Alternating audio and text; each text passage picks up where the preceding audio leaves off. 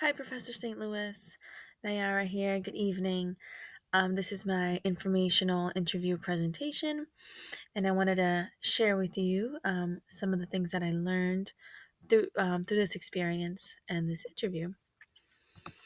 Um, I decided to interview Ashley Hay. She's the Human Resource Director at the Hanover Insurance Group in Worcester.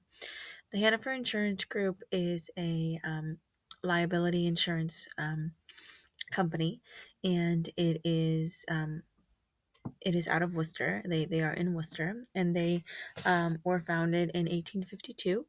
They are a very big company, and she runs the one of the human resources department. She didn't really get much into detail of which department that was, but it is she does a little bit of everything when it comes to human resources. She does a little bit of hiring. She does the benefits packages for her employees. And recently she said her life has just been consumed with just trying to manage the different COVID-19 absent laws and, you know, people trying to work from home and, um, furloughed employees and, the employees that they unfortunately had to let go. And it's just been really busy for her. So I was really happy she could take the time to talk to me for a little while. I met Ashley about 5 years ago at a mutual friend's baby shower, and I merely thought she was, a confident woman, and I knew she had some sort of a leadership role because she just carried herself that way. She she was, yeah, I could tell she was a great listener. People would just, talk to her and she would just, and, really respond and really, her body language really showing that she was listening. Even at the little kids at the baby shower, she was just, she would stop what she was doing to listen to my daughter when she was telling her a little story. So I really talked to her for, the party was about 2 hours long. So we had a few, couple minute interactions, and I really admire her. And I was able to message her through social media, looking at my friend's page, and I added her as a friend on Facebook and messaged her that way. She agreed to a phone call, and it was really nice. Um, so the interview, I was very hesitant to reach out at first.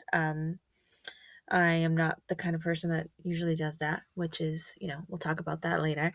But I'm happy I did. We spoke over the phone, and the conversation really went smoothly. We really didn't have minor, any, any awkward moments of silence, a couple here and there, but I don't think it was anything too bad. Um, I do think that if we were face to face, if she wasn't so busy and could maybe meet up, I think that would have even been eliminated. Just having the body language to kind of fill in those silence gaps, that would have been nice. And we found a lot more in common than I thought. I mean, she lives in Worcester. I live in Berlin, so it's about 30 minutes away. Um, we actually like the same restaurants.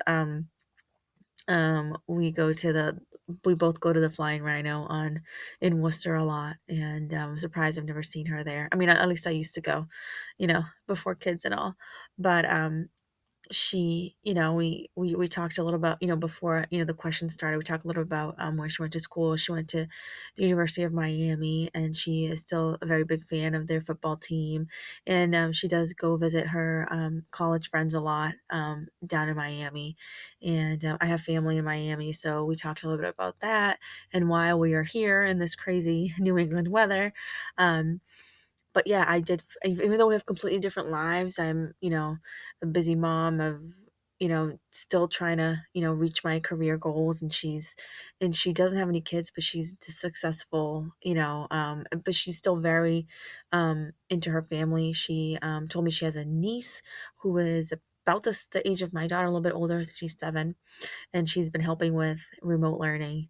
And she was just very um, appreciative of everything that teachers do, and she thanked me for wanting to become one. So that was sweet. The key takeaways from this interview, I know that she's the successful woman in this big corporation. Yet when I asked her the most valuable thing she learned in college, she said was how to communicate. Um, she really said if it wasn't her experiences in school, she really wouldn't have learned how to, talk to people who disagree with her, and work with people who don't work the same way as she does. She also said that before when she started school, every presentation um, was pulling teeth for her. She hated speaking in front of people, and she said, she's like, today I do maybe three or four, meetings on Zooms and whatnot, and I just don't even notice that I'm doing that. And I'm talking to sometimes, almost 100 people on these Zoom calls, and it's just no big deal. So she just said, practice, practice, practice, and eventually you won't even know that you're doing it. So that was reassuring to me. Um, she really said, asked, told me and pleaded with me to really highlight every skill. Again, going back to when we were talking about, kids and remote learning and all that, she's like, put that in your resume. I mean, she's like, I mean, you've taught your daughter kindergarten pretty much, because she's been, remote for all this time. And I'm like, you're probably right. I mean, I really did. Um, I mean, with the help of her teachers, but we were really doing a lot of work at home. So, highlighting that maybe on there might be interesting. I mean, even just, surviving 2020 with, a school age child, she really told me that that is definitely something you should highlight. And it goes back to what we learned in class, that, our story means a lot, and that's how we connect, and that's how we get the opportunities that we get. um, she highlighted networking, which is, in my introductory bold statement, that was my main goal for the session, is to really improve networking skills. She also told, when I asked her the five major skills that she thinks companies are looking for, and she said that the ability to be flexible and accept change, and it's inevitable. And I really did think about that, and I added it to my leadership plan. And I'll discuss that a little bit in a minute. But she really said, don't sweat the small stuff. um, Take feedback just as feedback. It really is just feedback. And if we take it and attack on our qualifications, we really will, start hearing the little voice in our heads that tells us that we can't do it, or that we're not qualified, or maybe I shouldn't have taken this project on, or maybe, but feedback is just feedback. The person, your boss or whoever it is, just wants to let you know how you're doing and how you can improve. And it doesn't mean you're not qualified. Maybe it means you should have maybe given yourself more time. As you said, maybe it means that you need to ask for different partners next time, or think about everything that happened, not just your qualifications, and don't take it personally. So those are really, really great things that I took away from this interview. Networking, being flexible, and just accept feedback for what it is and work on it. And don't let it attack your skills, and don't let you doubt your qualifications because of any negative or any criticism you might receive. Um, After this interview, um, I kind of went through a little action plan. And the first thing was, I wanted to look into my why. Why am I pursuing education? Why is this something that I want to do? When I interviewed Ashley, she said that when I asked her why she chose human resources, and why, she's in the career that she's in, um, she paused and she said, I grew up and, my family really had one income, and money wasn't really that stable. Financial stability wasn't really there. Um, so as soon as I, got accepted into college, I knew I wanted a job that would provide financial stability. So she's like, in hindsight, I'm not sure I would have done that again. Um, it's just like, I do enjoy my job, but I wouldn't say, I didn't hear the passion in her voice when she was talking about it. It was more of like, meetings, this, it pays the bills, and I can, do the things that I like. I can travel because of it. which is great. And I really think that she can find, passion in other things.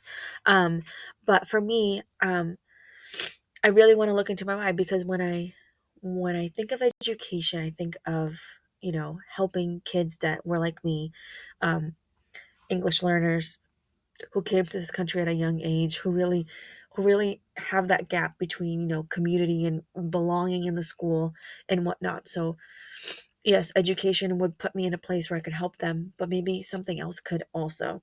Um, and I really want to be passionate about what I do, because I want to be doing it, forever, and I want to enjoy it. So that was one of the things I got out of this interview that was really, really important to me. Um, I also realized, after she highlighted networking so much, that I really need to find a mentor in the education field. I do have somebody who, helped me get the job that I have now, and who really, believes in me and sees so much potential.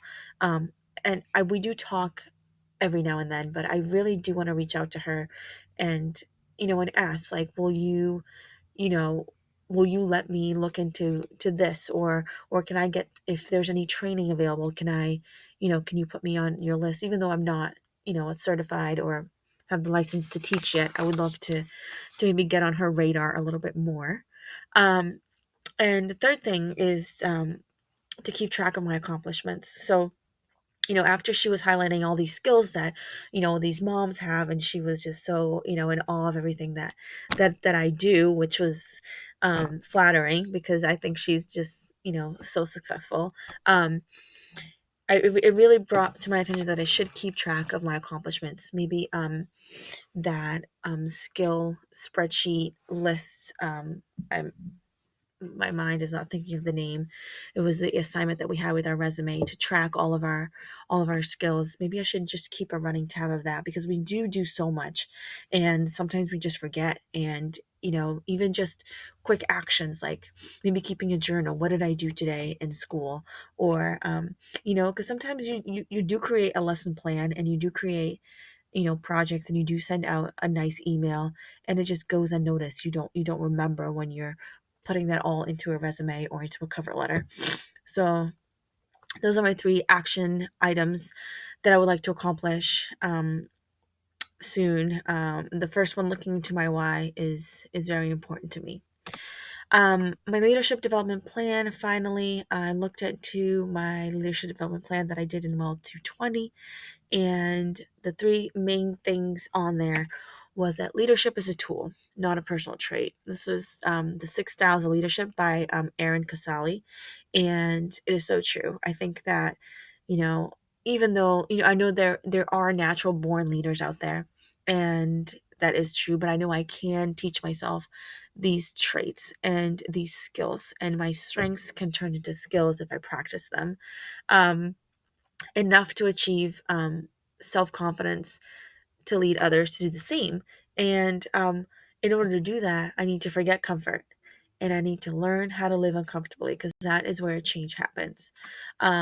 So Ashley told me that she thinks that the number one quality um, you need to have to be a leader is to be flexible, because change is inevitable.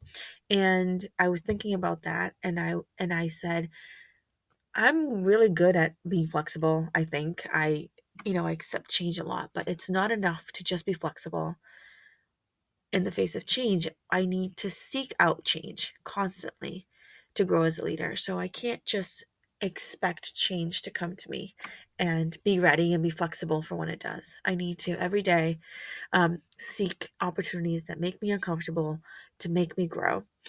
So I really appreciated this.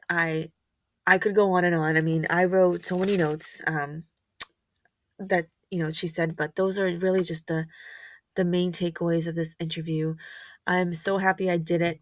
I was really hesitant and not really looking forward to it, to be honest. But again, uncomfortably comfortable, and it's just part of growth. And I'm so happy I jumped over that hurdle, and I can't wait to reach out to more people in my field to learn more and, to grow my network. So I appreciate the opportunity. Thank you for the 6 weeks. I think I've learned a lot, and I enjoyed having you as a professor, and the class discussions were really great. So have a great night, and maybe I'll see you in Well 440 or any other classes. All right. Thank you.